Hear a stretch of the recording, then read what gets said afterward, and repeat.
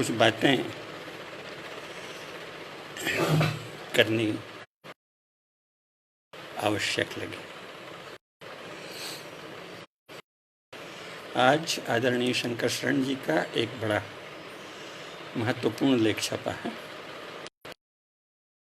बताया है कि राष्ट्रीय स्वयंसेवक संघ के लोगों ने मुखर्जी के निधन पर, वे हमारे मार्गदर्शक जैसे थे, और इसको लेकर प्रणब मुखर्जी जो प्रसिद्ध कांग्रेसी थे, सदा ही कांग्रेस के प्रति समर्पित रहे।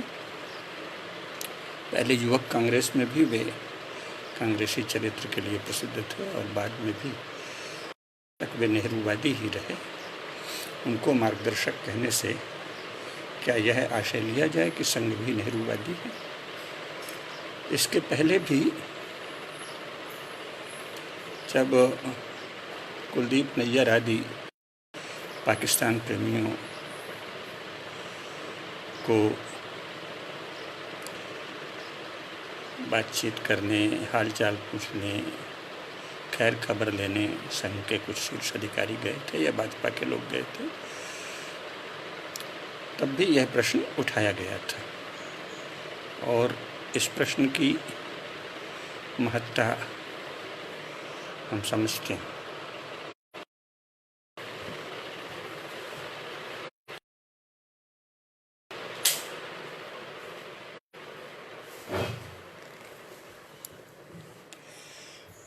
इसीलिए इस संदर्भ में कुछ बातें कहनी आवश्यक है। नमस्कार समीर मोहन जी, नमस्कार। नमस्कार हेमलता जी, नमस्ते। ये जो दृष्टि है अचानक आई है, विशेषकर मार्क्सवाद के नाम पर सोवियत संघ में जब लेनिन और स्टालिन ने गुंडागर्दी की, छल कपट किया, उस समय अपनी गुंडागर्दी और उच्छृंखलता और मनमानी को आवरण देने के लिए या वैधता देने के लिए उन्होंने आइडियोलॉजी की एक बात कही। ये ईसाइयत की एक बहुत ही निम्न स्तरीय नकल भी थी और लौकिकीकरण भी था। चर्च में यही काम थियोलॉजी के नाम पर किया गया था। वहाँ भी मनमानी की जाती थी, पादरी लोग जो चाहे वो करते थे और उसे थियोलॉजी का नाम दे देते थे। जैसे अपने मन से उन्होंने कह दिया कि गॉड ने पहले तो केवल एडम को बनाया था, ईव तो बाद में उसके मनोरंजन के लिए रची, इसलिए स्त्रियों की आत्मा नहीं होती, इसलिए स्त्रियों को कोई संपत्ति का अधिकार नहीं है, वोट का अधिकार नहीं है, आदि आदि कहते गए। तो ये क्या थी? थियोलॉजी के नाम पर मनमानी, अराजकता, स्वैराचार, लंपटता।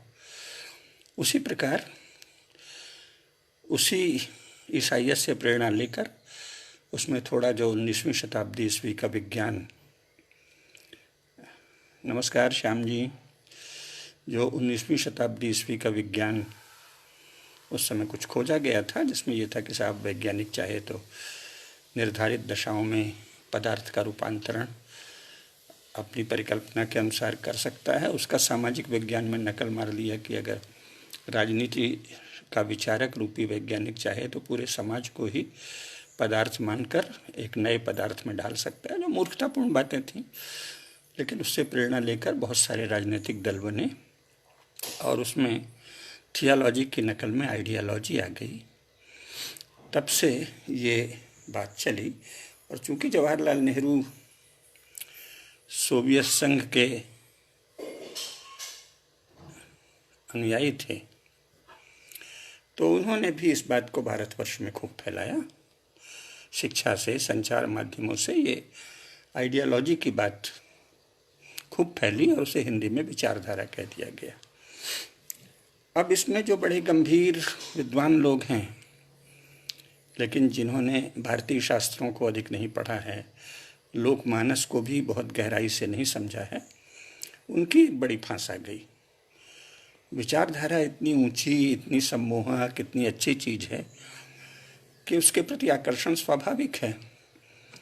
तो सभी को लगा भाई चलो विचार देखें, श्रेष्ठ विचार होना चाहिए, श्रेष्ठ विचारों के अनुसार ही जीवन हो, तो राजनीति को भी विचार के अनुसार होना चाहिए। आदि आदि एक लहर चल पड़ी जो वस्तुतः कम्युनिज्म के नाम पर मार्क्सवाद की ऐसी तैसी करके लेनिन और स्टालिन ने जो लफंगागिरी, डॉक्टर अजीत पुरी जी नमस्कार, जो सोवियत संघ में लेनिन और स्टालिन ने लफंगागिरी की और उसे मार्क्सिज्म कह दिया, कम्युनिज्म कह दिया, बाद में मार्क्सवाद लेनिनवाद कह दिया, वो कोई भी वाद नहीं था। उस लफंगागिरी को ढकने के लिए आइडियोलॉजी की एक बात चला दी, विचारधारा की। भारत में चूंकि बौद्धिक परंपरा जो थी उसका हनन किया अंग्रेजों ने, और बाद में ये अपने बहुत ही प्रतिभाहीन चेलों को शिक्षा और सब संस्थानों में घुसेड़ दिया, तो वो लोग उसकी ही दीनहीन नकल करने लगे कम्युनिज्म की, और यहाँ विचारधारा छा गया। और बाकी लोग जो थे, अब जो उस शिक्षा व्यवस्था से आने लगे, बड़े होशियार भी थे, लेकिन स्मृति और संस्कार उनके वही ढलते गए, सोवियत संघ की पढ़ाई लिखाई से प्रभावित, बल्कि नकल से प्रभावित होकर चलते गए। तो वो भी विचारधारा विचारधारा, तो सारी पार्टियां उसी अनुकरण में बनी हैं। अनुकरण किस बात का? विचारधारा की बात करने का। लेकिन राजनीति कोई मूर्खों का खेल तो नहीं है। ये तो सत्ता को प्राप्त करने के लिए, सत्ता प्राप्ति के लक्ष्य से सक्रिय एक समूह विशेष का नाम है ना, तो इसमें तो बहुत होशियार लोग जाते हैं, है ना, बहुत होशियार लोग रहते हैं। तो इसलिए वो लोग कोई मूर्ख तो नहीं होते, वो जानते हैं सत्ता कैसे प्राप्त करना, सत्ता में सहभागिता कैसे करना, समाज के मानस को कैसे प्रभावित करना, ऐन मौके पे वोट के समय लोगों को कैसे अपने से जोड़ लेना, किन मुद्दों को उछाल देना, किन विरोधी की किन बातों को गिरा देना, कैसे कह देना। फिर इसके बाद इसके निम्न स्तर भी आते गए, झूठी अफवाहें उड़ा देना, झूठे आरोप लगा देना, आदि आदि, जो हम सब लोग चुनावी राजनीति के हथकंडों के विषय में जानते हैं। उसके विषय में अभी ज़्यादा ये आज का जो विषय है उससे भटकना नहीं है। आदरणीय सुरेश तिवारी जी नमस्कार। तो ये विचारधारा की बात रट्टू तोते की तरह चलती रही, और वास्तविक राजनीति बड़ी व्यावहारिक बुद्धि से, सूझबूझ के साथ, होशियारी के साथ चलती रही। इन दो बातों को समझने की आवश्यकता है। तो राजनीति कैसे चलती है? तो राजनीति में अपने समय का जो ढांचा है शासन का, उसको समझा जाता है। अगर कोई भिन्न ढांचा लाना है तो उसके लिए बहुत बड़ी बौद्धिक तैयारी और साथ ही सांगठनिक तैयारी, संस्थागत तैयारी, समाज में वातावरण बनाने की तैयारी आदि बहुत से काम करने पड़ते हैं, वो एक अलग बात है। लेकिन सामान्यतः जब प्रचलित ढांचे में ही सत्ता पानी होती है, तब कई स्तरों पर काम करना होता है। एक तो जनसाधारण के स्तर पर उन लोगों के मन को कौन सी बात छुएगी, फिर किसी समाज में उस समय अभिजन कौन है, प्रभावशाली लोग कौन हैं, उनको कैसे अपने से जोड़ना, कहाँ उन पर दबाव बनाना, कहाँ उनसे झुक जाना, प्रेम संबंध बनाना, प्रगाढ़ता बनाना, आदि आदि। अभी ये विषय जब लेंगे राजनीति का तब उस पर चर्चा करेंगे। अपने शास्त्रों में भी साम दाम दंड भेद आदि उपाय बताए हुए हैं। तो राजनीति तो उसी तरह से होती है ना, अभी भी उसी तरह से हो रही। तो प्रत्येक दल सत्ता प्राप्ति के लिए साम दाम दंड और भेद चारों उपायों का अवलंबन करता है, सत्ता उसी तरह मिलती है। तो राष्ट्रीय स्वयंसेवक संघ ने नितांत प्रतिकूल परिस्थितियों में, प्रचंड विरोध के वातावरण में, अपने साथ भयंकर अन्याय और उत्पीड़न के लिए उतारू, कम्युनिज्म से प्रेरित और प्रभावित एक राक्षसी ढांचे के द्वारा लगातार बन रहे दबाव के परिवेश में होशियारी से, विनय से, कुशलता से संपर्क करके समाज में धीरे धीरे शक्ति बढ़ाते हुए अपनी संगठन की शक्ति बढ़ाई, समाज में अपने लिए सम्मान बढ़ाया, और तरह तरह के उपायों से, कुशलता से आज वो सत्ता में है। तो इसको तो ध्यान रखना चाहिए ना कि वो राष्ट्रीय स्वयंसेवक संघ का लक्ष्य था कि जो समाजवादी दौर में हिंदुत्व की बात करने वालों को ही कुचल देने का जो राजनीतिक वातावरण है, उसमें कैसे कुशलता से प्रबंधन और समायोजन करते हुए, वातावरण को बदलते हुए सत्ता में आया जाए या सत्ता में साझेदारी की जाए, तो उस तरह से वो चले। तो अब ये सोचना कि वो, उन्होंने देखा कि भाई भारत में जो पढ़े लिखे लोग हैं, जो पदों में हैं, पैसे वाले हैं, अखबार चलाते हैं, एकेडमिक्स में हैं, इनको ये खुजली है विचारधारा की बात करने की, आइडियोलॉजी की बात करने की। सब सोवियत संघ के बौद्धिक दास हैं और इसलिए इनको विचारधारा विचारधारा नाम का रोग लगा हुआ है। ताकतवर तो यही हैं, इनको पटाना है तो हम भी कुछ विचारधारा की बात करें। तो साथ में विचारधारा का जो झुनझुना है उसे भी झुला देते थे, या घंटी बजा देते थे, या शंख बजा देते थे, जो भी आप कहें। तो ये बड़ी व्यावहारिक बुद्धि की बात है कि भाई ये लोग ऐसे ही हैं, अजीब से लोग हैं, करते कुछ हैं, जीवन किसी और तरह का जीते हैं। कोई भी किसी आइडियोलॉजी के अनुसार जीवन तो दुनिया में करोड़ों में एक आध व्यक्ति जीते हैं ना। लेनिन का किस आइडियोलॉजी से संबंध था, स्टालिन का किस आइडियोलॉजी से संबंध था, किसी भी राजनेता का किस आइडियोलॉजी से संबंध, उसका संबंध सत्ता को बनाए रखने और जो उसके अपने समूह हैं उनको सत्ता दिलाने, और साथ ही जिन संस्कारों और जिन विचारों से वो जुड़ा है उसको भी थोड़ा कुछ उछाल दे देने, पुश करने, ताकि प्रतिष्ठा भी बनी रहे और सत्ता भी बनी रहे। ऐसा खेल करते रहने, समायोजन करते रहने से होता है। अब इसको हम लोग भूल गए तो ये तो हमारी कमी हुई ना। भारत के किसी भी शास्त्र में ये नहीं लिखा है कि आइडियोलॉजी नाम की कोई चीज होती है, राजनीतिक मतवाद नामक कोई वस्तु होती है, राजा को उसके लिए काम करना चाहिए। और बहुत ही रोचक बात यह है कि संविधान में भी ये नहीं लिखा है कि किसी आइडियोलॉजी के लिए शासन करना चाहिए। संविधान तो कहता है बहुत सारी आइडियोलॉजीज होंगी, लेकिन शासन ऐसे ऐसे चलेगा। उसमें घोषित है कि ये शासन है, इसमें शासन का ढांचा ऐसा है, कार्यपालिका ऐसी है, न्यायपालिका ऐसी है, इसके ये अधिकार हैं, उसके वो अधिकार हैं, ब्यूरोक्रेसी ऐसी है। फिर जो दलों के लोग विधायिका में चुन के आएंगे, उसी में से लोग कार्यपालिका के प्रमुख भी होंगे शासन में जाने पर। तो एक पूरा ढांचा है। ये ढांचा स्वयं एक विचार की उपज है, और शासन में जाने पर निष्ठा उसी संविधान की अर्थात वर्तमान इस ढांचे की खाते हैं, इस ढांचे की शपथ लेते हैं कि हम इस ढांचे को बनाए रखेंगे, जो एक शासन संबंधी एक निश्चित विचार से उपजा है। उस पर चर्चा फिर कभी किसी दिन करेंगे। तो जो राजनीति करता है वो मूर्ख नहीं होता, अन्यथा इतना प्रभाव कैसे पड़े समाज में। तो सबको पता है कि भाई हमको तो इस संविधान, इस ढांचे को प्रतिबिंबित करता है। संविधान भी आकाश से नहीं आया है ना, एक ढांचे को वैधता देने के लिए और उसको एक तरह का रूप देने के लिए संविधान रचा गया। तो ढांचा पहले से मौजूद था, उसको थोड़ा रेखांकित कर देने के लिए, परिभाषित कर देने के लिए, स्पष्ट कर देने के लिए, राजकाज अच्छे से चलता रहे, ये ढांचा भली भांति चलता रहे, इसके लिए संविधान बनाया गया। संविधान ने ढांचे को नहीं बनाया है, ढांचे की मांग थी कि उसको वैधता देने के लिए, उसको सुंदर आवरण देने के लिए एक संविधान रचा जाए। ढांचा तो अंग्रेज बना दिए थे, और ये लोग जो अंग्रेजों के चेले थे, इन्होंने इसको सारे देश में लागू कर दिया। तो जो भी इस ढांचे के प्रति श्रद्धावान है, वो या तो श्रद्धा पूर्वक इस ढांचे के प्रति समर्पित है, या हो सकता है उसके मन में कोई अन्य भाव चलते हों, पर राजनीतिक विवशता या रणनीतिक मजबूरी से वह इस ढांचे से जुड़ता है तो उसकी शर्तों का पालन तो करना ही पड़ेगा ना। तो उन शर्तों में से एक है कि लोगों में कभी कोई महत्वपूर्ण मुद्दा उछालो, लोगों को आंदोलित करो, फिर उसमें समाज के अलग अलग सेक्शंस में अगर अलग अलग प्रेशर ग्रुप्स काम कर रहे हैं, लोग काम कर रहे हैं, उनके अलग अलग विचार हैं, तो सबको कैसे थोड़ा संतुष्ट रखो, अपने से जोड़े रखो। फिर जो सबसे अधिक प्रभावशाली लोग हैं, व्यापार में हैं, पदों पर हैं, सरकारी पदों पर हैं, यूनिवर्सिटीज में हैं, मीडिया में हैं, इनको भी कैसे प्रसन्न रखो।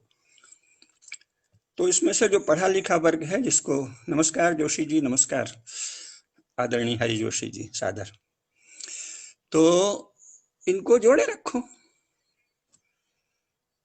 तो इनको थोड़ा ये विचारधारा, ये लोग बहुत बोलते हैं आइडियोलॉजी, तो विचारधारा भी बोलते रहो भाई, इनको तो खुश करना जरूरी है।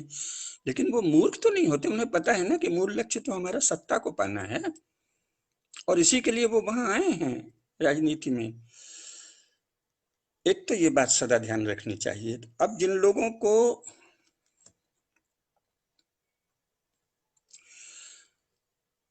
पढ़ने लिखने का चाव है और भारतीय शास्त्रों को नहीं जानते और संसार के भी यथार्थ को अधिक नहीं जानते, केवल विचारों की दुनिया में रहते हैं, आदरणीय शास्त्री जी नमस्कार, तो उनको तो स्वाभाविक है उसी दुनिया में रहते हैं, ये विचार वो विचार, तो भाई दुनिया विचार से नहीं चलती। लेकिन अभी आज का जो विषय है उस पर हम बात, तो राष्ट्रीय स्वयंसेवक संघ पर कोई भी टिप्पणी करते समय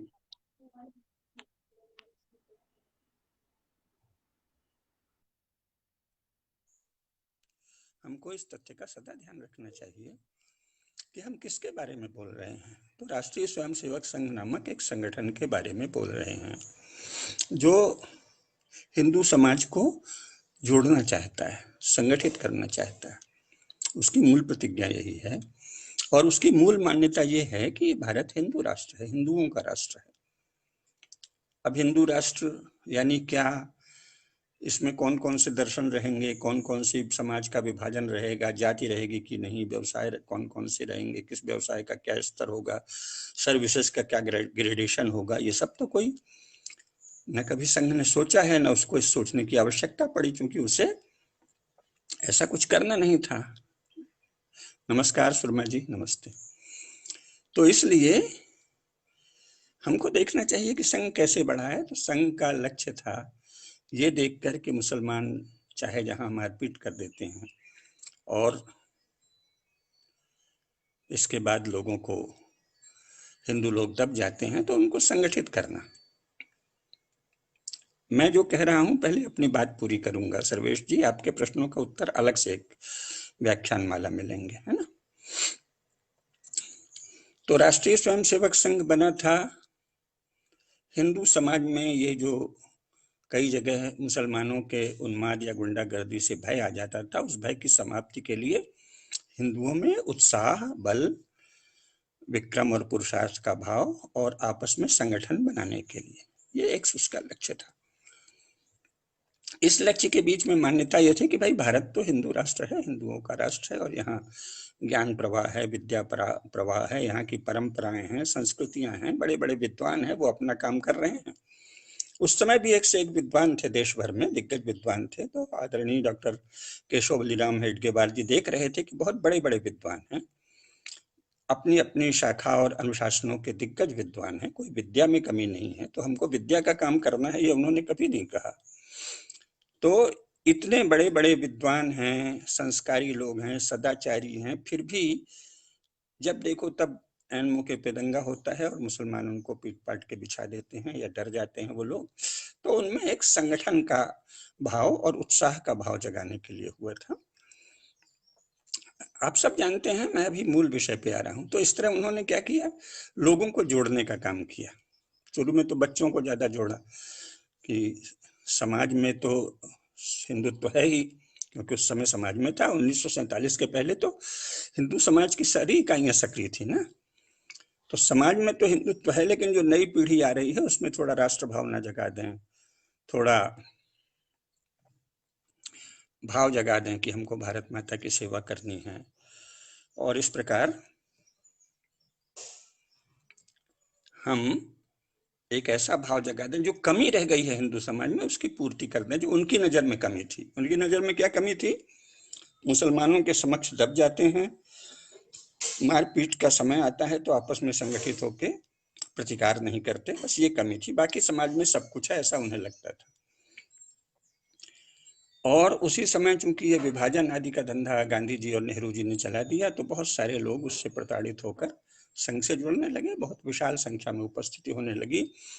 तो अंग्रेजों को भी ये एक खतरनाक शक्ति नजर आई और नेहरू जी को सबसे बड़ी खतरनाक शक्ति नजर आई। और गांधी जी की हत्या की कोशिश की, गुप्तचर विभाग से सूचना मिली ही होगी, तो उन्होंने सोचा अगर ये होता है तो हो जाने तो अच्छा मौका है, हम संघ को इसी बहाने फंसा लेंगे। वो हम सब जानते हैं कि उन्होंने गोडसे ने जैसे मानो नेहरू जी का ही काम कर दिया, ऐसा नेहरू को लगा। गोडसे को बिल्कुल नहीं लगा, गोडसे तो अपना काम कर रहे थे। नेहरू को लगा कि चलो इसने हमारा काम कर दिया, अब संघ को दबा दें, तो बुरी तरह दबा दिया। तो उससे संघ के लोग भौचक रह गए कि अरे भाई, हम तो सबको जोड़ रहे थे, हम तो नेहरू जी को भी पंडित जी कह रहे थे, हमने तो कभी नेहरू जी की निंदा भी नहीं की, और ये क्या बात है, अचानक हम पर प्रतिबंध लगा दिया गया। तो अब ये जैसे भले लोग, सज्जन लोग, समाज के प्रति प्रेम करने वाले लोग, समाज में एक कोई कमी दिख रही है, बस उसको दूर करने के लिए सक्रिय सज्जन लोग हैं। इनको तब इनका मंथन शुरू हुआ और इनको लगा कि अच्छा, क्या बात है। जया जी आइए, नमस्कार। तो इनको लगा कि ये तो राजनीतिक कारण से इन्होंने हमारा दमन कर दिया। अच्छा, तो राजनीति के कारण किया, तो चलो भाई हम भी राजनीतिक दल भी एक बना लें। तो श्यामा प्रसाद मुखर्जी ने कहा, गुरु जी ने, गुरु गोलवलकर जी ने सोचा हाँ ठीक है, और जनसंघ बन गया। वो सब किस्सा अपन जानते हैं। मुख्य बात यह है कि संघ की तो कार्य पद्धति ही ये रही है कि नए बच्चों में देशभक्ति का भाव जगाया जाए और समाज के बड़े और प्रतिष्ठित लोगों को अपने से जोड़ा जाए, जिससे कि हमारी समाज में मान्यता बढ़ सके इस कार्य की। और जब इस कार्य की मान्यता बढ़ेगी तो जो हमारा लक्ष्य है संगठन का, जो हिंदू समाज की एकमात्र कमी दूर करने का हमारा प्रयोजन है, वो भी सिद्ध होगा। अब पार्टी बनने के बाद सत्ता पाने का भी लक्ष्य हो गया, ठीक ही है। पार्टी बनाई है तो केवल, वो मोदी जी ने ठीक ही कहा ना भाई कि हमने बम कोई पटाखे फोड़ने के लिए थोड़ी रखे। तो इसी प्रकार हमने पार्टी कोई दावत देने के लिए या अखबार में बयान देने के लिए थोड़ी बनाई है, सत्ता के लिए ही तो बनाई है। तो सत्ता प्राप्ति के लिए आवश्यक है कि अपने समय के प्रतिष्ठित लोगों में से जो अपने से मिल सके उन्हें मिलाओ, समाज में जिन कारणों से निंदा हो रही है उन कारणों को दूर करो, अपने संगठन का यश कैसे बढ़ेगा वो सब उपाय अपनाओ, और साथ ही संगठन की शक्ति को बढ़ाते रहो। तो इसीलिए वो कुलदीप नैयर के पास भी जाते हैं, जिसका भारत द्रोह बहुत स्पष्ट था, जो पाकिस्तान के लिए काम कर रहे थे, और प्रणब मुखर्जी के पास भी जाते हैं। प्रारंभ से ही जो राष्ट्रीय स्वयंसेवक संघ के बड़े बड़े कार्यक्रम होते थे, अच्छे वार्षिक समारोह अलग अलग शहरों में, उसमें शुरू में भी कांग्रेस के नेताओं को बहुत बुलाया जाता था, क्योंकि वो समाज में प्रतिष्ठित थे। तो इसीलिए वो प्रणब मुखर्जी को भी उन्होंने बुलाया। प्रणब मुखर्जी से भाजपा ने नजदीकी बढ़ाई, उससे उन्हें कुछ लाभ अवश्य हुआ होगा राजनीति में, वो हमारा आज का विषय नहीं है। हम केवल ये कह रहे हैं कि राजनीति तो सामान्यतः ऐसे ही चलती है, और संघ की और भाजपा की राजनीति भी ऐसे ही चली थी कि अपने समय के प्रतिष्ठित लोगों को अपने से जोड़ लीजिए, समाज में अगर किसी कारण अपयश होता हो तो वो काम मत कीजिए, जिन कामों को समाज में यश मिलता हो वो कार्य कीजिए, और धीरे धीरे अपने प्रशिक्षित और दीक्षित लोगों को सत्ता में बैठा दीजिए, तो वो कुछ अपना काम करें। और ये विश्वास था कि वो काम कुछ हिंदुत्व का भी करेंगे ही। और बाकी पार्टियों का स्वभाव क्या होता है, यूरोपीय राजनीति की संरचना क्या है, यूरोपीय राजनीति के राज्यों की संरचना क्या है, इसका कोई अध्ययन संघ ने कभी नहीं किया, कहीं कोई पुस्तक नहीं छपी है, और संघ में शायद ऐसा कोई जानकार भी नहीं है जो modern state as they are in Europe, European nations, इस पर कोई पुस्तक पढ़ी हो, लिखी हो, समझा हो, इसका कोई प्रमाण नहीं मिलता। तो उन्होंने इस विषय पर ध्यान ही नहीं दिया कि ये मॉडर्न स्टेट क्या है, फिर इसकी फंक्शनिंग क्या है, फिर भारत में वो नॉर्मल है कि अब नॉर्मल है। भारत में यूरोप जैसी स्थिति है स्टेट की कि थोड़ा एबनॉर्मल बना दी है जवाहरलाल नेहरू ने। यहाँ ब्रिटिश ढांचे में सोवियत संघ का ढांचा मिला के एक अजीब सी चीज बना दी है, कार्टून सी। लोकतंत्र भी है, समाजवाद भी है, जो दुनिया में कहीं नहीं है। और हिंदू धर्म को ये भी बताते हैं कि ये उदार है, श्रेष्ठ है, यहाँ कभी धार्मिक झगड़े नहीं हुए, और सेकुलरिज्म नामक एक चीज भी संविधान में घुसेड़ दी है। तो इस तरह एक चूचू का मुरब्बा राज्य को बना दिया गया है। तो क्यों बनाया है, किस पद्धति से बनाया है, इसका कोई अध्ययन संघ ने कभी नहीं किया। तो जाहिर है कि ये उनका विषय नहीं है, विचार उनका विषय नहीं है, मतलब वैचारिक मतवाद, आइडियोलॉजी उनका विषय नहीं है। उनका विषय है संस्कार, हिंदुत्व के संस्कार, अपने श्रेष्ठ महापुरुषों का स्मरण करना, अलग अलग जीवन के क्षेत्रों में जो हमारी उपलब्धियां रही हैं भारत की, उनका बारंबार स्मरण, गायन, कीर्तन करना, भारत भूमि की महत्ता का स्मरण करना नित्य। उससे क्या है कि जो संस्कार आएंगे तो संबंधित जो युवक या युवती है उसमें जिस क्षेत्र में प्रतिभा होगी उस क्षेत्र में वो स्वयं अच्छे से काम करेगा। ये उनको एक सहज विश्वास था अपने लोगों पे, और अपनी नई पीढ़ी पर विश्वास रखना बहुत ही शुभ बात है।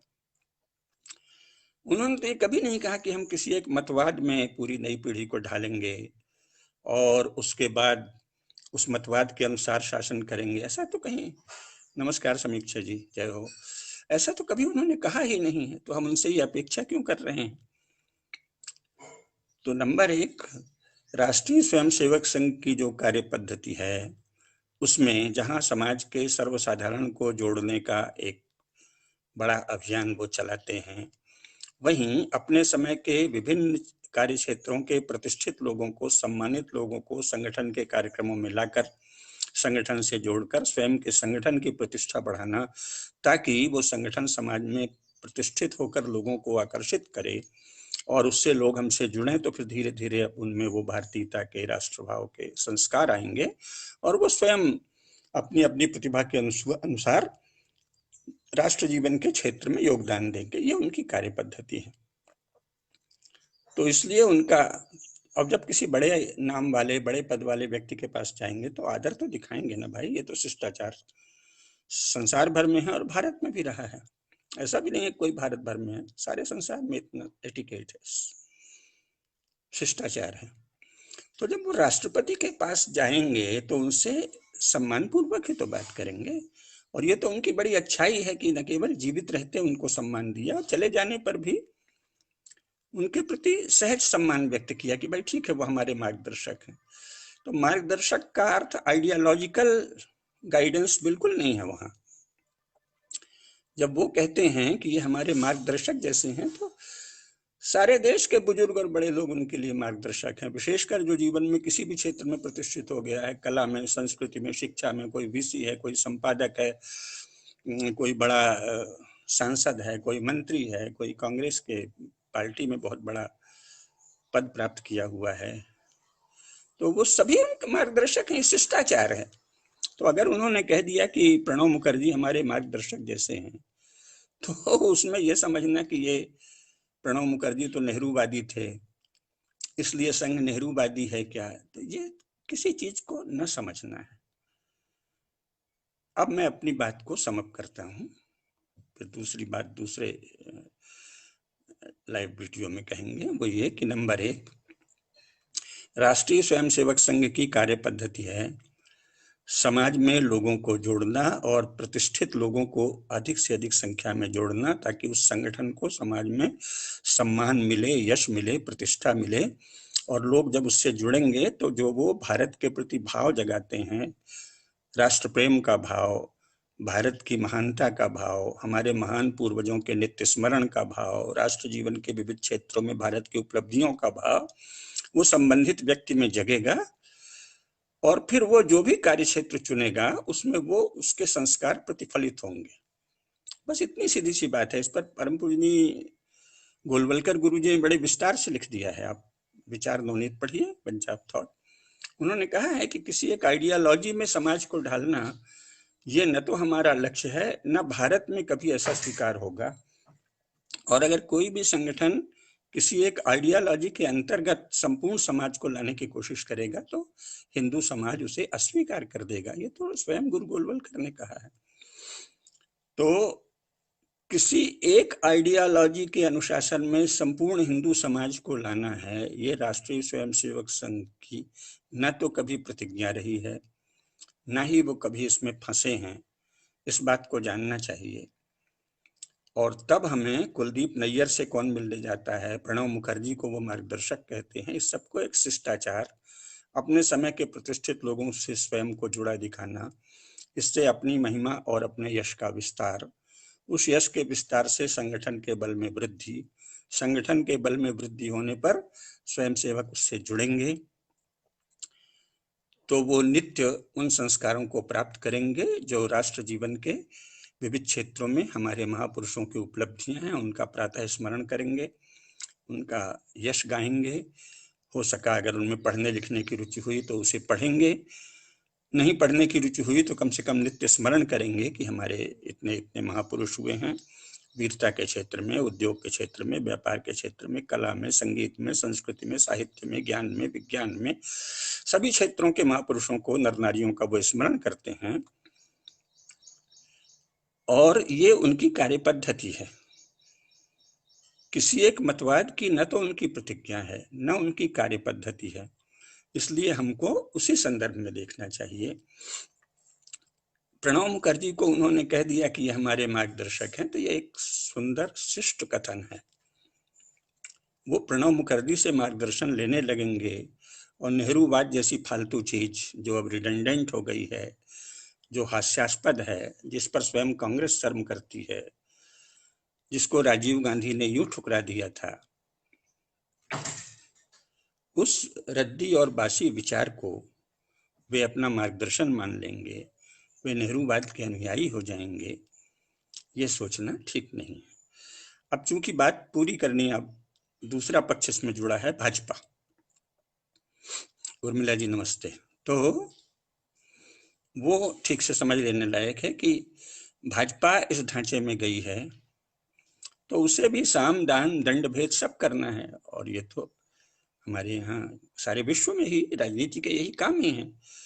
मतवाद के अनुसार राजनीति चलेगी, ये तो लेनिन और स्टालिन ने पहली बार कहा था भाई, और उसकी नकल में ये नेहरू ने भारत में फैला दिया, और वो हम लोग इस चक्कर में पड़ गए हैं। इतना विशाल देश भारत जो है वो यूरोप के 34 देशों के बराबर है। England, France, Germany, Netherlands, Switzerland, Sweden, Norway, पुर्तगाल, इन सबको जोड़ लीजिए, सबके बराबर है ना भारत। तो यूरोप के 34 देशों में जितनी पार्टियां हैं, कम से कम उतनी पार्टियां तो भारत में होनी चाहिए ना, उतने मतवाद। यूरोप में भी कोई एक मतवाद तो नहीं है। तो न तो यूरोप में एक मतवाद है, और यूरोप के सोवियत संघ को हटा दें तो शेष यूरोप के बराबर ये भारत है, तो इसमें कैसे एक मतवाद रहेगा। और कोई भी संगठन जो पूरे देश में शासन करना चाहता है वो एक मतवाद को क्यों अपनाएगा। लेनिन स्टालिन ने मतवाद की बात की थी अपनी गुंडागर्दी को आवरण देने के लिए। ये लोग किसी आइडियोलॉजी की बात कर रहे हैं अपनी हीनता के कारण, शक्ति आने के बावजूद तनकर नहीं खड़े होते। वो एक अलग पक्ष है कि राष्ट्रीय स्वयंसेवक संघ ने भी बहुत लोगों को जोड़ा है, लेकिन अभी तक न तो संघ में केंद्रीय नेतृत्व में यह शक्ति आई है और न ही संघ से प्रेरित राजनीतिक दल में यह शक्ति आई है कि वो सीना तान कर गर्व से कह सके कि हम सनातन धर्म का ये राष्ट्र है और सनातन धर्म की परंपराओं को आगे बढ़ाने के लिए हम राजनीति में आए हैं। इसमें संविधान कहीं आड़े नहीं आता, इसमें आत्मबल चाहिए, बुद्धि बल चाहिए। और ये मानना पड़ेगा कि अभी तक, आज तक तो भाजपा ने ऐसे आत्मबल और बुद्धिबल का प्रदर्शन नहीं किया है, लेकिन ठीक है नहीं किया है, लेकिन और कोई दल भी तो उपस्थित नहीं है। तो एक तो ये जान लीजिए कि किसी भी मतवाद के लिए पार्टियां संसार में कहीं नहीं चलती। लेनिन स्टालिन का कोई मतवाद नहीं था, ये शंकर शरण जी से ज्यादा कौन बताएगा। उन्होंने तो मार्क्सवाद का सत्य हिंदी में भारत के लोगों के लिए रख दिया है, अंग्रेजी में भी लिखा है, लेकिन हिंदी के पाठकों को पता नहीं था। शंकर शरण जी के हम लोग कृतज्ञ हैं, बहुत कृतज्ञ हैं कि उन्होंने स्वयं, वो सोवियत संघ भी गए थे और शुरू में वो स्वयं मार्क्सवादी थे। जवाहरलाल नेहरू विश्वविद्यालय में उन्होंने अध्ययन भी किया था, यानी पूरी तरह मार्क्सवाद में उनका बपतिस्मा हो गया था और दीक्षा प्राप्त की थी, और इसके बाद उन्होंने उसकी सच्चाई हम लोगों को दिखाई है। तो उस सच्चाई से भी तो स्पष्ट है कि भाई उनका कोई मतवाद नहीं था, कोई आइडियोलॉजी। लेनिन स्टालिन की कोई आइडियोलॉजी नहीं थी। लफंगों की क्या आइडियोलॉजी होती है, किसी भी तरह सत्ता में आना, छल से, बल से, अत्याचार से, नीचता से, दुष्टता से। और जो भले लोग हैं उनको भी किसी भी तरह सत्ता में आना, इसको भी पटा के उसको भी पटा के, साथ में अगर दृढ़ हुए तो कुछ अपने काम करा देना। एक तो ये बात याद रखनी चाहिए। दूसरी, मैं एक खास बात की ओर ध्यान दिला देना चाहता हूं, उस पर अलग से फिर कभी और विस्तार से चर्चा करेंगे, कि राजाओं से ये अपेक्षा तो भारत ने कभी भी नहीं की कि वो कोई मतवाद लाएं भारतवर्ष में। ये कहाँ की बातें आ रही हैं। ये तो यूनिवर्सिटी में या किसी विचारधारा आदि के प्रशिक्षण को पाकर कुछ लोगों के दिमाग की खुजली है कि कोई एक आइडियोलॉजी होगी, उसके अनुसार शासन चलेगा। संसार में कहीं भी किसी आइडियोलॉजी से शासन नहीं चलता। शासन चलता है शासकीय नीतियों से, जो राजनीति के बहुत सारे चीजों से आती है, जिनमें छल प्रपंच भी है, अच्छे काम भी हैं। पता है ना, साम दान दंड भेद जो हमारे यहाँ कहा गया, सारे संसार में इन चारों का उपयोग किया जाता है, उसी से सत्ता चलती है। किसी एक विचारधारा को समर्पित सत्ता विश्व में कहीं नहीं है, और भारत में भी नहीं है, न हो सकती है। बल्कि भारत में उस अर्थ में सोचें तो एक बहुत सीमित है, कर दिया गया है। संविधान स्वयं एक विचारधारा की अभिव्यक्ति है, एक विचार की अभिव्यक्ति है, विचारधारा तो नहीं। उस विचार में यह है कि भाई बहुत सारी विचारधाराएं रहेंगी, लेकिन ढांचा यही रहेगा, ऐसा ढांचा रहेगा। उस ढांचे पे अपन अलग से कभी चर्चा कर लेंगे। तो इस ढांचे में आपको रहना है, साथ में प्रचार के लिए या बकबक करने के लिए या दिमाग की खुजली मिटाने के लिए अथवा लोगों को भ्रमित करने के लिए या लोगों को बहलाने फुसलाने के लिए ये आइडियोलॉजी आप बोलते रहिए, लेकिन सत्ता में आने के बाद आपको संविधान की शपथ खानी है। संविधान के अंतर्गत एक निश्चित विचार नहीं था कि शासन ऐसे होगा, उसमें समाज के विषय में मान्यताएं नहीं थे, उन पर चर्चा करनी चाहिए, वो मैं कभी करूंगा। कि भारत का संविधान समाज के विषय में क्या धारणा रखता है, वो लोगों को क्या मानता है, नागरिकों को भारत का राज्य क्या मानता है, ये सब चर्चा के विषय हैं, है ना। कि नागरिकों को वो वस्तुतः क्या मानता है, किस प्रकार के मनुष्य मानता है, एक अलग विषय है, उस पर भी अवश्य चर्चा करेंगे। लेकिन एक राज्य का बना बनाया ढांचा है, उसको वैधता देने के लिए एक संविधान है। उस संविधान की शपथ हर उस व्यक्ति को खानी पड़ती है जो शासन के किसी भी अंग में जाता है। इसके बाद जो आइडियोलॉजी नामक चीज चल रही है, वो कुछ लोग जो पढ़े लिखे हैं, चूंकि वो सोवियत संघ से प्रेरित शिक्षा व्यवस्था के ही अनुयायी हैं, अभी भी भारत में वही व्यवस्था चल रही है सोवियत संघ से प्रेरित, तो उनको एक बीमारी है आइडियोलॉजी की बात करने की। तो वो आइडियोलॉजी उस पढ़े लिखे वर्ग को, जो दिमाग से कुंद है वस्तुतः, अगर व्यापक दृष्टि देखें तो जो संसार के भी नियम नहीं जानता और भारतवर्ष के भी नियम नहीं जानता, जीवन के नियमों का जिन्हें कोई ज्ञान नहीं है, जो अपना जीवन तो बड़ी सुंदरता से, बड़े तालमेल से, होशियारी से जीते हैं, लेकिन जब राजनीति के विषय में सोचने लगते हैं तो उनको मतवाद सूझता है।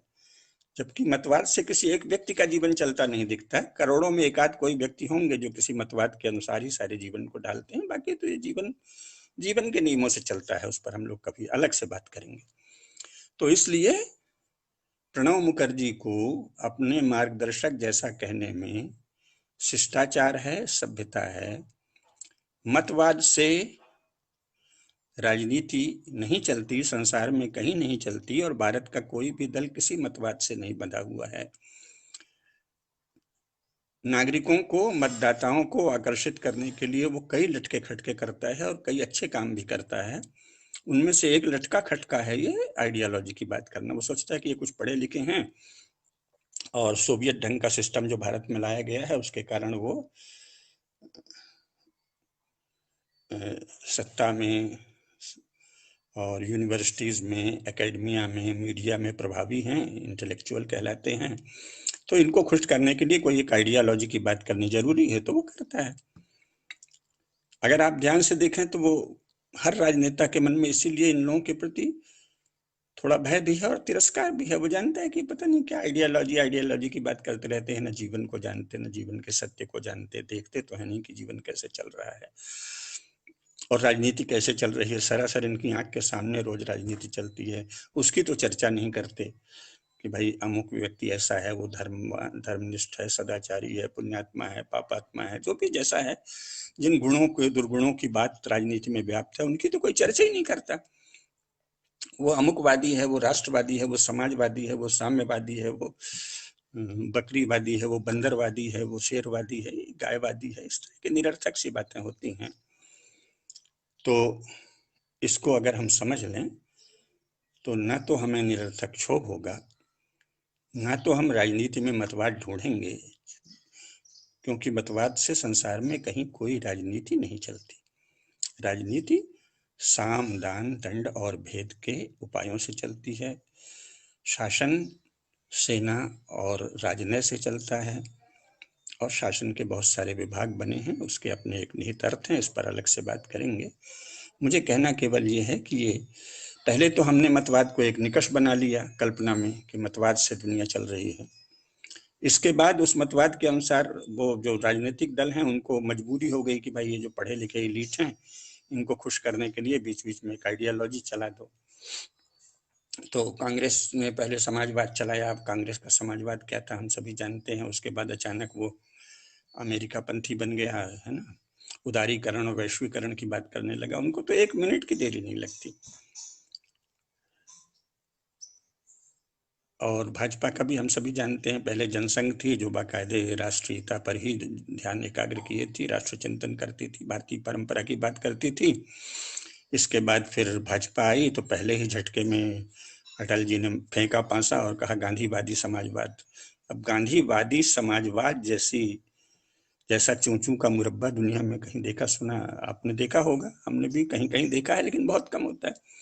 गांधी जी समाजवाद के घोर विरोधी थे। तो गांधीवादी समाजवाद एक निरर्थक शब्द है जिसे संस्कृत में कहेंगे स्वतो व्याहत पद है गांधीवादी समाजवाद। उसको लीजिए साहब, आपने एक पार्टी की आइडियोलॉजी कह दिया। तो इसी में जाहिर है कि वो इसको खेल समझते थे और सोचा ये पढ़े लिखे लोग जरा लल्लू किस्म के हैं, इनको बहका दो, कह दो हम गांधीवादी समाजवादी। फिर जब लगा कि समाज में चेतना आ रही तो कहा नहीं नहीं, हम एकात्म-मानववाद से जुड़े हैं। फिर से दीनदयाल जी को याद किया। अब दीनदयाल जी तो महापुरुष थे, सज्जन थे, तो उन्होंने बड़ा सुसंगत चिंतन किया, लेकिन उस पर पार्टी तो एक दिन नहीं चली ना, चल ही नहीं सकती। तो गांधीवाद समाजवाद हो गया, फिर अंत्योदयवाद हो गया, फिर तरह तरह के विचार बदलते रहे। अब आजकल सबका साथ सबका विकासवाद नाम का कोई एक विचार है जिसे मोदी जी जानते हैं और उनके प्रशंसक जानते हैं। सबका साथ सबका विकास नामक कोई मतवाद होता है, ये तो हमने दुनिया में अभी तक पढ़ा नहीं, इस पर कोई पुस्तक नहीं आई है।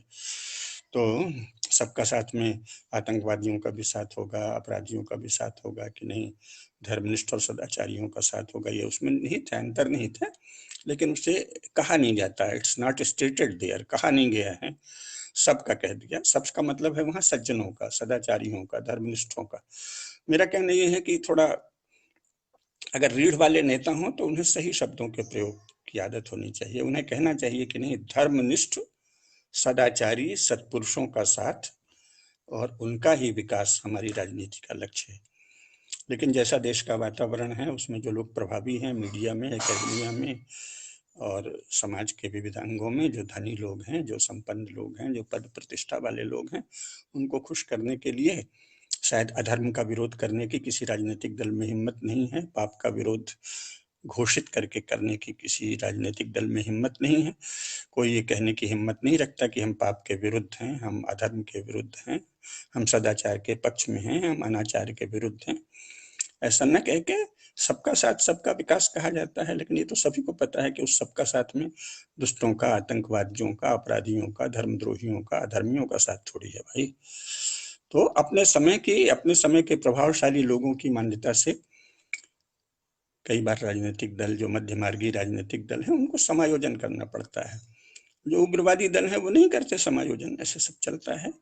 अभी आज के इस वार्ता प्रसंग का मूल विषय यही था कि प्रणब मुखर्जी को अपने मार्गदर्शक जैसा कहने में संघ की मंशा बहुत स्पष्ट है कि वे एक प्रमुख व्यक्ति को अपना आत्मीय रहा हुआ बताकर शिष्टाचार की अभिव्यक्ति भी कर रहे हैं और समाज में अपनी प्रतिष्ठा भी बढ़ा रहे हैं। जो संपन्न वर्ग है उसमें एक संदेश दे रहे हैं कि भाई ऐसा नहीं है कि हम आपके विरोधी हैं जैसा हमें बताया जाता है, हम आपसे तालमेल करना जानते हैं, हम आपसे समायोजन करना जानते हैं। और हम जब प्रणब मुखर्जी जैसे नेहरूवादी से मिल लिए तो आपसे भी, आपको भी एडजस्ट कर लेंगे। और एडजस्ट हो ही रहे हैं, भाजपा शासन में बहुत सारे कम्युनिस्ट एडजस्ट हो रहे हैं, मुझे तो रोज ही खबर आ रही है। बल्कि हिंदुत्वनिष्ठ लोग उतने समायोजित वो भी हुए हैं, लेकिन कम्युनिस्ट भी खूब समायोजित हो रहे हैं भाजपा शासन में। तो वो ये संदेश है कि भाई ऐसा इतना भी घबराओ मत, अगर आप हमारे काम के हुए, आप थोड़ा झुके, आपने हमारी पार्टी का या हमारे संगठन का कुछ काम किया तो आपको भी हम समायोजित कर लेंगे, बस इतना सा कहना है। तो इसको कोई भी संगठन या कोई भी समूह या कोई भी दल या कोई भी नेता क्या वक्तव्य देता है, हमको उसके साथ न्याय करना चाहिए और उसकी सम्यक समझ रखनी चाहिए कि उसका ये आशय है। तो एक तो मैंने ये स्पष्ट कर दिया कि राष्ट्रीय स्वयंसेवक संघ ने प्रणब मुखर्जी को अपने मार्गदर्शक जैसा कहा है। नंबर 1, यह एक शिष्ट कथन है। नंबर 2, यह प्रभावी और ऐसे कांग्रेसी जो संघ से जुड़ना चाहते हैं भाजपा से, उनको एक मधुर संदेश है कि अगर आप 2 कदम आगे बढ़े तो हम भी 2 कदम आगे बढ़ेंगे और हम आपको समायोजित कर लेंगे। इसके अतिरिक्त इसमें और कुछ अर्थ खोजना, और वहां मतवाद नेहरूवादी हो गया संघ ये तो कल्पना से भी बाहर है। मैं आपको इस विषय में केवल एक बात कहूंगा।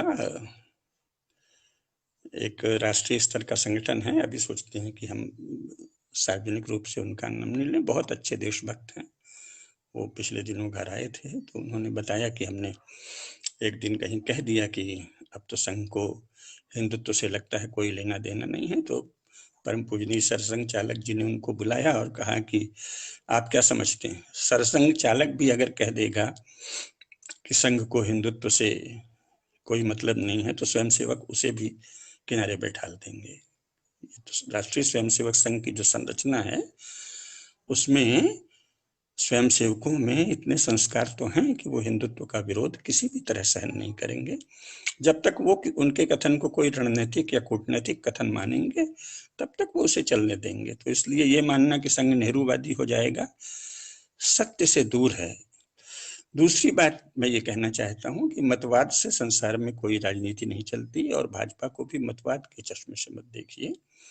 तीसरी बात जो अंत में कहने को रह गई है, अब उस पर आता हूं। राजनेताओं से भारतीय समाज बहुत थोड़ी सी अपेक्षा करता है। क्यों? क्योंकि ये सनातन धर्म का वाहक समाज है और ये जानता है कि संसार भवसागर है, निरंतर प्रवहमान भवसागर है। और संसार के सृष्टि के जो नियम ब्रह्मा ने बना दिए हैं, भगवान ने बना दिए हैं, उनके अनुसार ये अनंत अनादि अनंत भवसागर है और ये चलता ही रहता है। यहाँ तक कि हम अपने अवतारों से भी केवल एक अपेक्षा रखते हैं कि वो आए और उस समय की जो सबसे बड़ी आतताई शक्ति है, जो सबसे बड़ी पाप की शक्ति है, उसको नष्ट कर दें। आप 10 अवतारों का देख लीजिए। मत्स्यावतार इसीलिए हुआ था कि जो जल प्रलय हो गया था उससे धरती का उद्धार करें। कूर्मावतार भी इसीलिए हुआ था कि ठीक से समुद्र मंथन हो। वराह अवतार तो पृथ्वी के उद्धार के लिए हुआ था। बस कोई न तो मत्स्य ने कोई उपदेश दिया, न कूर्म ने, न वराह ने, न नरसिंह भगवान ने। प्रहलाद के साथ अत्याचार हो रहा है तो जो अत्याचारी कर रहा है उसको फाड़ के 2 टुकड़े कर दिया, बस इतना प्रयोजन है। कोई मतवाद, कोई पूरा भाषण के लिए हम राजा से अपेक्षा नहीं करते, यहाँ तक कि अवतारों से भी अपेक्षा नहीं करते, क्योंकि संसार के नियम तो शास्त्रों में कहे गए हैं और निरंतर कथा कीर्तन भागवत चर्चा ग्रंथ आदि से चलते रहते हैं भारतवर्ष में, और इसलिए उसका सबको ज्ञान रहेगा ये माना जाता है। और लोग इसमें वाचस्पति मिश्र का बहुत सुंदर एक कथन है, वो मैं आपको याद दिलाऊं। तत्व पक्षपातो ही धियाम स्वभाव। बुद्धि का स्वभाव ही है कि वो तत्व की ओर झुकती है। ये भारत में बहुत गहरी मान्यता है। इसलिए ये मानते हैं कि भाई ये तो अनादि अनंत प्रवाह है जिसमें सत्य का प्रवाह चलेगा, असत्य का भी चलेगा, और इसमें जो लोग सत्य संस्कार वाले हैं, धर्म संस्कार वाले हैं, धर्म की प्रतिष्ठा के लिए काम करेंगे। तो इसलिए अवतार भी कोई प्रवचन देने नहीं आते, किसी मतवाद की प्रतिष्ठापना के लिए नहीं आते। वो तो आते हैं दुष्टों का संहार करने के लिए। आए और मार दिया जो भी अत्याचारी है। नरसिंह भगवान ने प्रहलाद को सता रहा था उसका पिता, तो उसको मार दिया। वामन ने बलि को देखा कि ये बहुत ज्यादा मनमानी कर रहा है सारी पृथ्वी का, तो उसको उससे दान में ले लिया। भगवान राम ने अत्याचारी रावण का वध कर दिया। बस यही उनका मुख्य पुरुषार्थ है, दुष्टों का विनाश। हमारे अवतार भी इसी के लिए आते हैं कि दुष्टों का विनाश कर दें। भगवान कृष्ण ने भी अपने समय के दुष्टों का विनाश किया, यही उनका मुख्य गुण है। शेष गुणों का जो लोग चर्चा करते रहते हैं वो किसी दूसरे प्रवाहों से प्रभावित हैं या उसमें फंसे हुए हैं। आजकल तो बहुत चल रहा है, अब तो लोगों ने भगवान राम और भगवान कृष्ण को कुछ मास लीडर बना दिया है। किसी ने कह दिया वो गरीबों को सहायता देते थे, और सबरी भी भीलनी थी, निरीह थी, और बानर भी बेचारे गरीब भालू थे, अरे वो सब देवांशिक लोग हैं, और सबरी इतनी महाज्ञानी है कि उसको भगवान ये तो नहीं कहते ना कि तू घबरा मत, मैं तुझे दान देता हूँ और तुझे कोई गांव दे दूंगा तो वहां अच्छे से रहना, जागीर तो नहीं दिया उसको। भक्ति, नवधा भक्ति का ज्ञान उसको दिया कि नवधा भक्ति क्या होती है। तो जो व्यक्ति नवधा भक्ति जैसे उपदेश को ग्रहण करने के स्तर में हो, वो चेतना की दृष्टि कितना उन्नत होगा। उसको कोई भीलनी विलनी दीन गरीब बताना, और ये जो कोई शंकर का अवतार है, कोई ब्रह्मा का अंश है, कोई बड़े बड़े देवताओं के अंश जो नल नील हनुमान जी सुग्रीव आदि हैं, इनको कोई गरीब बानर भालू समझना है, ये तो आपकी कम्युनिज्म को पढ़कर, संसार का जो तलछट है कम्युनिज्म, उसको पढ़कर सरकार के द्वारा जबरदस्ती कम्युनिज्म पढ़ाए जाने से आपकी भ्रमित बुद्धि है। तो आप बानर भालुओं को कुछ दीनहीन गरीब समझते हैं, शबरी को बेचारी भीलनी समझते हैं, और भगवान का काम कुछ वो गरीबी हटाओ योजना जैसा समझते हैं। तो ये तो केवल मूर्खों की बुद्धि है ना। भगवान आते हैं दुष्टों का संहार करना, एकमात्र धर्म कार्य है। शेष तो धर्म प्रवाह इस जगत में चल ही रहा है, ब्रह्मा ने प्रभावित कर रखा। धर्म अधर्म का प्रवाह इस विश्व में प्रवाहित है, भारत राष्ट्र में भी प्रवाहित है। राजनीति का काम धर्म की वृद्धि करना है और अधर्म का नाश करना है, और जो राजनीतिक दल या जो शासन अधर्म का नाश नहीं करे, वो हमारे यहाँ तिरस्कार और धिक्कार का पात्र है। तो हम आशा करते हैं कि भाजपा धर्म की प्रतिष्ठा करेगी और अधर्म का नाश करेगी, और बाकी सब बकवास, ये सब दान दक्षिणा देना समाज के धनी लोगों का काम है। लोगों से टैक्स वसूल करके पहले सारा खजाना भर लो, फिर उसका एक टुकड़ा दान के रूप में दे दो, ये हमारे यहाँ शासन की नीति नहीं है, उस पर अलग से चर्चा करेंगे। मुख्य बात यह है कि वही सम्मान योग्य है, वही वीर है, वही अभिनंदनीय है जो अपने समय के अधर्म का नाश करने का संकल्प ले और उसमें समर्थ हो। अगर किसी माई के लाल या लली में ये शक्ति हो तो वो वंदनीय है, अन्यथा सब अपना भवसागर चल रहा है, प्रवाह चल रहा है, कोई अपना अपना काम कर रहे हैं। संघ ने भी एक छोटा सा काम हाथ में लिया था कि भाई समाज में विद्वान भी हैं, ज्ञानी भी हैं, सब तरह के लोग हैं, वीर भी हैं, लेकिन आपस में उनको लगा कि ये मुसलमानों के विरुद्ध एकजुट नहीं होते, तो थोड़ा संगठित कर दें, इनको आपस में जोड़ दें, इतना सा काम लिया था। फिर घटनाएं चलती गई, नेहरू जी ने अत्याचार किया, उसके कारण पार्टियां बनाई, अब पार्टी फिर आई है तो सत्ता में पहुंचाओ, तो सत्ता में भी पहुंचा दिया। असली परीक्षा आगे होनी है। संघ भी अगर धर्म की प्रतिष्ठा करेगा, सनातन धर्म की प्रतिष्ठा में योगदान देगा, तो यशस्वी होगा। अन्यथा लोग कहेंगे भाई एक संगठन आया था, बड़ा होशियार था, जैसे कहते हैं ना, बड़ा अच्छा लड़का है, उसने, उसके माँ बाप बड़े गरीब थे, वो IAS हो गया, या 2 मंजिला घर बना लिया, या कार भी खरीद लिया। इसी तरह का यश संघ को भी मिल जाएगा कि भाई बड़े होशियार थे, बहुत प्रतिकूल परिस्थिति में संगठन बनाया और सत्ता में आ गए और अपने लोगों को प्रधानमंत्री बना दिया। बहुत चालाक, बड़े होशियार, बड़े सूझबूझ वाले लोग हैं। लेकिन लोकमानस में छवि अच्छी हो, यश स्थिर हो, इसके लिए तो धर्म कार्य करना पड़ेगा। अभी तक तो 72 वर्षों में भारत के किसी भी राजनीतिक दल ने धर्म कार्य नहीं किया है, और जो धर्म कार्य करेगा उसका यश स्थिर होगा, बाकी सब लोकाचार है। इतना ही कहना है। नमस्कार, अगली बार फिर बात करेंगे।